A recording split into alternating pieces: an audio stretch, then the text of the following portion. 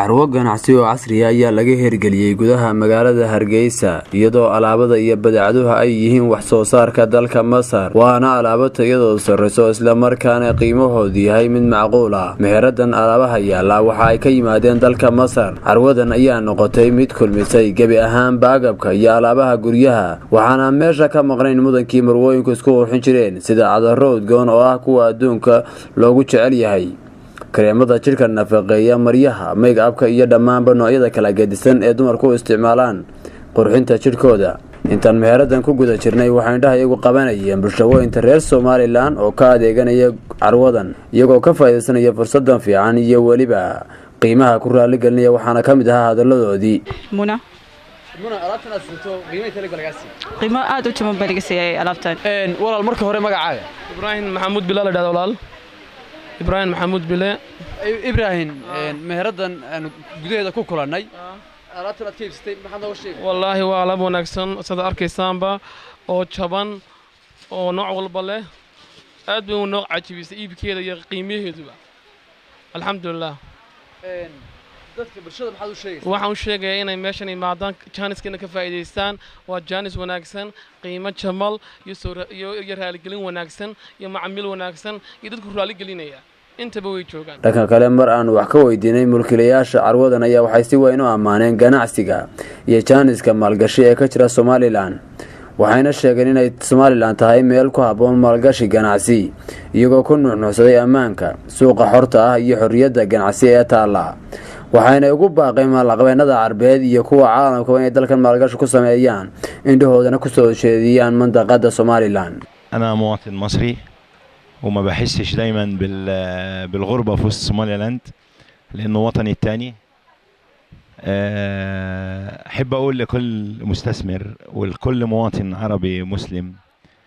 يريد الاستثمار أن يأتي إلى هذا الوطن الجميل وسط شعب محترم الأمان متوفر بشكل عام جدا على مستوى الدولة اللي هي جمهورية سوماليلاند الله يحفظها ويحفظ شعبها الكريم شعب كريم جدا مضيف لأي مواطن يأتي على هذا الوطن بقالي سنة هنا الحمد لله وسط شعب سوماليلاند وفتحت مشروع والحمد لله بفضل الله سبحانه وتعالى وبفضل ثم بفضل الأمان وبفضل شعب سوماليلاند الجميل أدعو كل مستثمر أن يأتي إلى هذا البلد الجميل لعمل جديد واستثمارات جميلة جدا لأن الأمن والأمان متوفر ومتوفر بشكل غير طبيعي يعني أشعر هنا أن أنا يعني زرت دول كتير لن أشعر فيها بأمن وأمان زي جمهورية سوماليلاند ووسط شعب سوماليلاند والحمد لله ربنا فاتح علينا معنا معرض منتجات مصرية كله مصري الحمد لله بفضل الله أدوات منزلية وملابس وعطور وهدايا واكسسوارات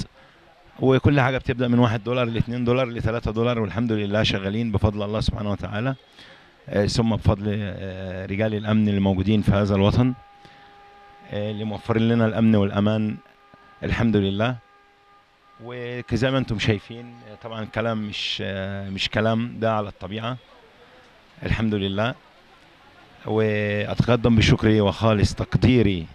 للمرة الأولى والأخيرة إن شاء الله ومش الأخيرة يعني إني لشعب سوماليلاند وجمهورية سوماليلاند جمهورية أمان وتقدم وفيها استثمار جيد جدا وفيها أمان متوفر الحمد لله لجميع الطبقات وجميع الفئات وجميع الديانات الحمد لله وندعو إن شاء الله بإذن الله بتوفير الأمن والأمان أكثر وأكثر لجمهورية سوماليلاند والشعب السوماليلاندي العظيم وأتقدم بشكري لقناة SBS سوماليلاند وأتقدم بشكري وخالص تقديري لفخامة الرئيس محمود سيلانيو الذي وفر لنا الحماية والأمان بشكل جميل جدا والله يوفقهم ويوفق الجميع ويوفق شعب سوماليلاند شعب شقيق تربطنا بين سوماليلاند وبين مصر علاقة الحمد لله رب العالمين، من مئات السنين وآلاف السنين الحمد لله. هو شعب سوماليلاند شعب مستضيف، شعب محب لكل الجاليات العربية والإسلامية. السلام عليكم ورحمة الله وبركاته. أنا اسمي محمود من جمهورية مصر العربية. احنا بنشكر جمهورية سوماليلاند على توفير الأمن والأمان والترحيب بالمصريين هنا، واحنا والله احنا مش محتاج يعني مش حاسين بغربة، احنا حاسين ان احنا في جمهورية مصر العربية. وشكر تاني لجمهورية سوماليلاند، شكرا. ومحمد شامع عمل SBS TV هرقيسة.